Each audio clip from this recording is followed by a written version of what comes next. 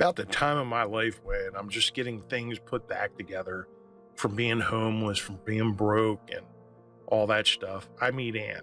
And the absolute last thing I wanted in my life at that time was to get into a relationship because I wasn't even sure what I was doing.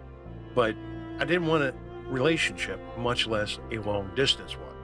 She's in the Philippines, I'm in the US. Without getting into all the details, we met, we talked, we got along real great, but I didn't want to get into a relationship. So she kept that line of communication open and eventually got to the point where we were talking every day, texting, Facebook Messenger, Skyping or something on the phone. And I'm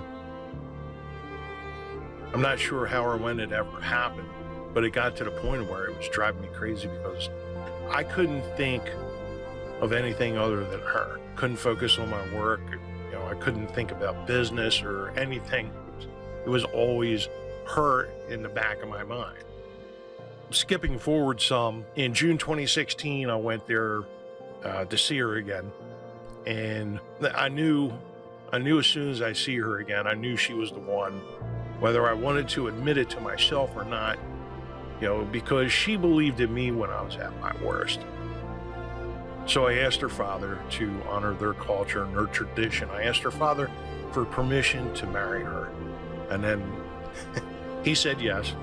So the next day I had to try and sneak away while she was doing stuff and find a ring because I was taking her out to dinner that night. I got the ring, and then that night, before we went to dinner, I asked her, and because she's shy, she doesn't like, having a lot of public attention and stuff. So I asked her in my hotel room if she would marry me. I got down on a knee.